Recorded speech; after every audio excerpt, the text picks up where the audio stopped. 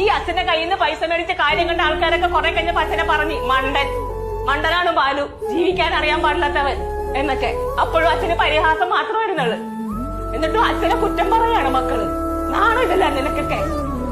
ഇപ്പോഴും നാട്ടുകാരാണെങ്കിലും വീട്ടുകാരാണെങ്കിലും മക്കളും വരെ ഇപ്പൊ അച്ഛനെ കുറ്റം പറയാണ്. എല്ലാവർക്കും എല്ലാം കൊടുത്തിട്ടേ ഉള്ളൂ നിന്റെ അച്ഛൻ. ആരുടെയും കയ്യിലൊന്നും ഇപ്പോഴും വാങ്ങിച്ചിട്ടൊന്നുമില്ല. ഇപ്പോഴും നിന്നെയൊക്കെ സ്നേഹം കൊണ്ട് മൂടണില്ലേ? കയ്യിലെങ്കിലും കൊണ്ടുതരൊരു സെക്കൻഡ് ഹാൻഡ് ആണെങ്കിലും നിനക്കൊക്കെ വാങ്ങി തന്നിട്ടില്ലേ? അതിന് നന്ദി എന്താ നിനക്ക്?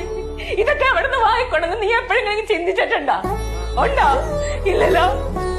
താഴെയില്ലേ ഇവക്കൊക്കെ അച്ഛനെ കുറ്റം പറയാൻ? തള്ളി പറയാനുണ്ട്. നിന്റെ അച്ഛനെ ഞാൻ തള്ളി പറയുന്നില്ല.